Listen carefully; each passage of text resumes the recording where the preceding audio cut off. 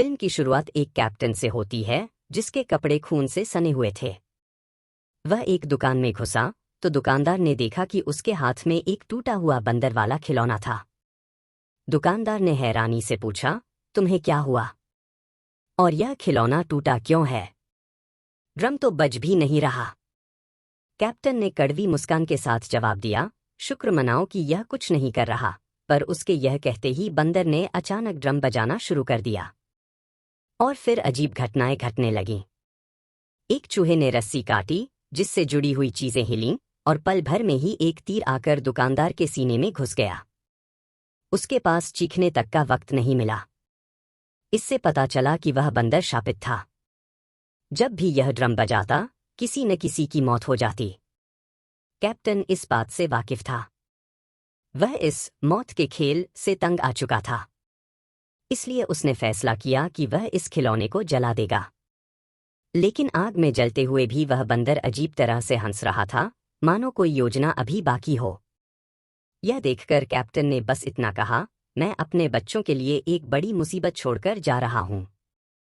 इसके बाद दृश्य बदलता है और हम 1999 में पहुंचते हैं। यहां हम दो जुड़वा भाइयों हेल और बेल को देखते हैं जो उसी कैप्टन के बेटे हैं। अपने पिता की मृत्यु के बाद वे सिर्फ अपनी मां के साथ रहते थे।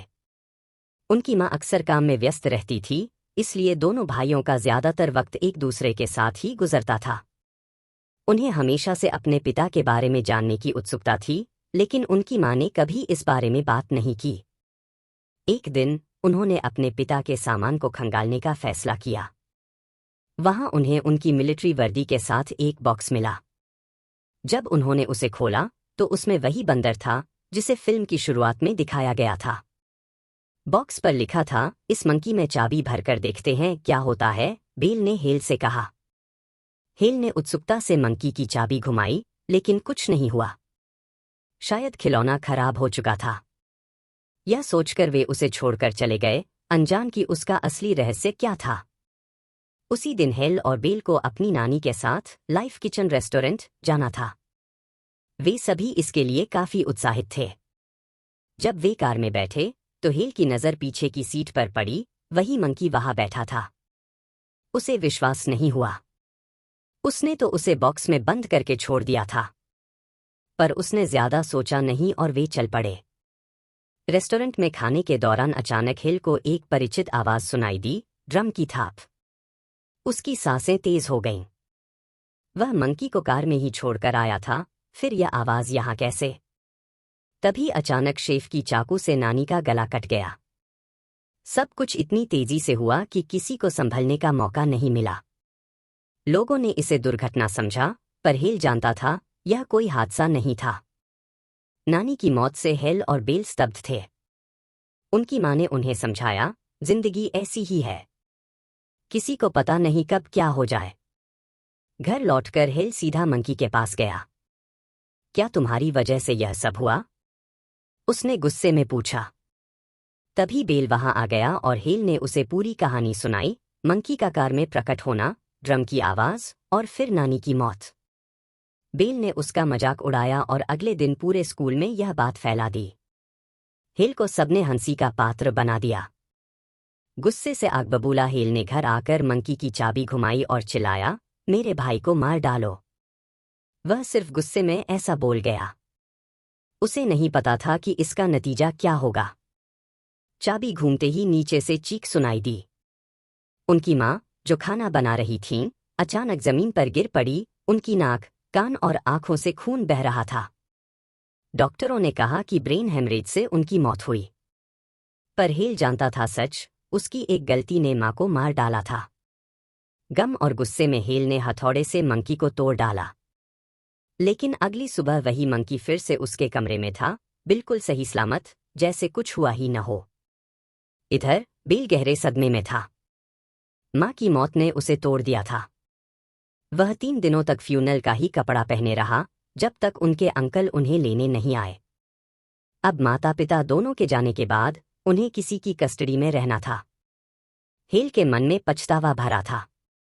वह बेल को सच बताना चाहता था। आखिरकार हिम्मत जुटाकर उसने कबूल किया, मां की मौत मेरी वजह से हुई। उसने बताया कि कैसे मंकी का ड्रम बजना मौत का संकेत था और गुस्से में उसने ही चाबी घुमाई थी। बेल को यकीन नहीं हुआ। साबित करो, उसने चुनौती दी। हेल ने फिर से चाबी घुमाई और इस बार उनके अंकल, जो घुड़सवारी कर रहे थे, घोड़े से गिरे। कई घोड़ों के पैरों तले कुचलकर उनकी मौत हो गई। अब बेल समझ चुका था यह खिलौना शैतानी था। दोनों ने मंकी को बॉक्स में बंद कर जमीन में गाड़ दिया। उसके बाद सब कुछ शांत हो गया। 25 साल बाद अब हेल एक स्टोर में काम करता था। उसने बेल से सभी रिश्ते तोड़ लिए थे। डर था कि मंकी की बुरी शक्तियां फिर सक्रिय न हो जाए। एक दिन वह अपने बेटे पीट से मिलने गया, जो उसकी एक्स वाइफ के साथ रहता था। वहां उसे बुरी खबर मिली, पीट की कस्टडी उससे छिनने वाली थी। उसने पीट को एक यादगार रोड ट्रिप पर ले जाने का फैसला किया। रात को होटल में पीट ने पूछा, क्या आपका कोई भाई है? हेल का दिल धड़क उठा, लेकिन उसने झूठ बोला, नहीं, मैं अकेला हूं। दूसरी तरफ उसी रात वह महिला जिसने हेलबेल को पाला था, अकेले घर में थी। तभी उसे ड्रम की आवाज सुनाई दी।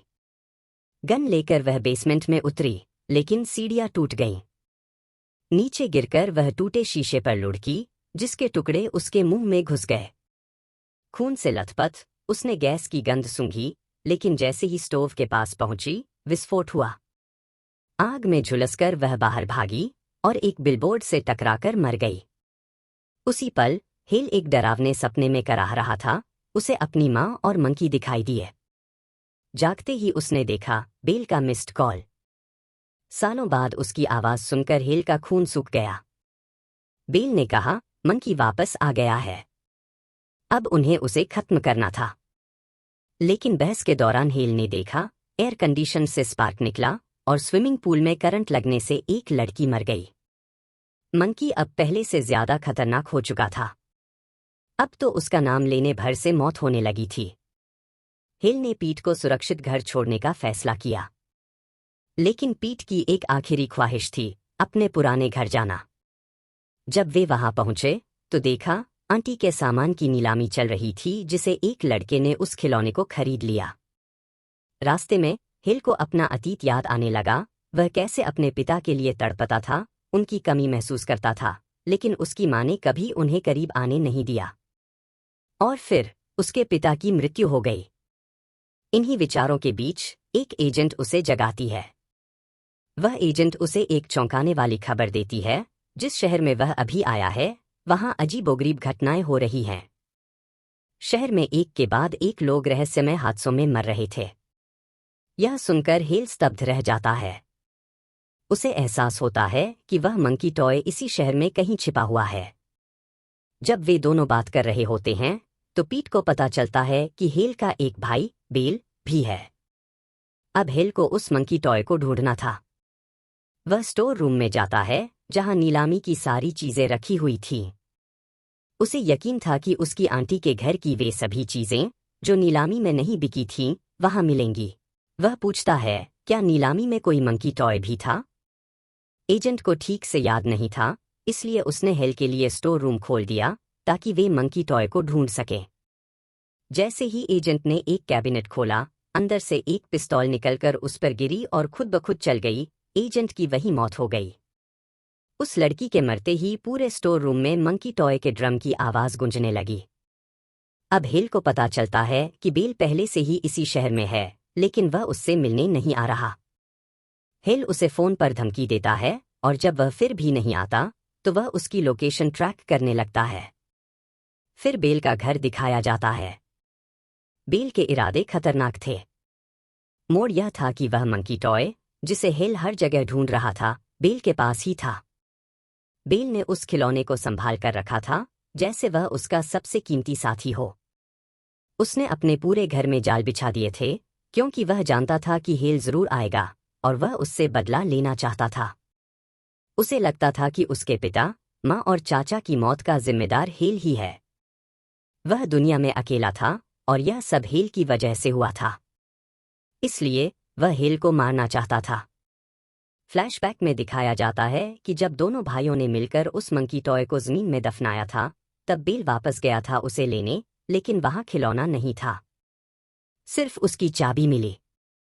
तभी से वह उसे ढूंढ रहा था। आखिरकार उसे मंकी टॉय अपनी आंटी के घर से मिला, जिसे एक दूसरे लड़के ने खरीद लिया था। अब वही लड़का जिसने बेल को वह मंकी टॉय बेचा था, उसे वापस चाहिए था। जब उसने देखा कि हेल और पीट आंटी के घर पर हैं, तो उसने उन्हें बंदूक की नोक पर बेल के घर ले जाया। उसने पीट को धमकी दी, अंदर जाओ और मंकी टॉय लेकर आओ। हेल जानता था कि अगर मंकी टॉय किसी गलत हाथ में लग गया तो भयानक कुछ होगा। वह पीट को समझाता है, गलती से भी मंकी टॉय की चाबी मत घुमाना, नहीं तो सब कुछ तबाह हो जाएगा। पीट सभी जालों से बचते हुए बेल के पास पहुंचता है। बेल उसे मंकी टॉय दे देता है, लेकिन बेचारे पीट को उसकी शक्ति के बारे में पता नहीं था। बेल उसे मजबूर करता है कि वह चाबी घुमा दे। जैसे ही पीट ऐसा करता है, बाहर मौजूद आदमी की बंदूक चल जाती है। भाग्य से गोली हेल को नहीं लगी। वह शीशे से होकर बाहर मधुमक्खियों के छत्ते से टकराती है। मक्खियां उस लड़के के मुंह में घुस जाती हैं और उसे डंक मार मार कर मार डालती हैं। यह देखकर हेल समझ जाता है कि मंकी की चाबी घुमा दी गई है। वह बेल के घर के अंदर जाता है, लेकिन तभी एक जाल सक्रिय हो जाता है और वह फंस जाता है। बेल उसके पास आता है। दोनों में भयंकर लड़ाई होती है। बहस के दौरान उनकी गलतफहमियां दूर होती हैं। वे एक दूसरे से माफी मांगते हैं, लेकिन तब तक बहुत देर हो चुकी होती है। पीछे बैठा मंकी ड्रम बजाने लगता है। यह संकेत था कि विनाश शुरू हो गया है। ड्रम की आवाज के साथ छत जोर से हिलने लगती है। हिलती छत से बेल का ही लगाया एक जाल उसके ऊपर गिरता है और वह मारा जाता है। इसी के साथ पूरे शहर में तबाही फैल जाती है। आग लग जाती है, हवाई जहाज दुर्घटनाग्रस्त होने लगते हैं और चारों ओर विनाश छा जाता है। हेल और पीट किसी तरह उस घर से बच निकलते हैं। वे शहर से भागने का फैसला करते हैं। उन्होंने तय किया कि मंकी टॉय को अपने पास रखेंगे ताकि उसकी तबाही को नियंत्रित कर सकें। शहर से निकलने से पहले वे एक हॉर्समैन को देखते हैं, जो मृत्यु का प्रतीक था और इस विनाश का संकेत था। और इसी के साथ यह कहानी समाप्त होती है।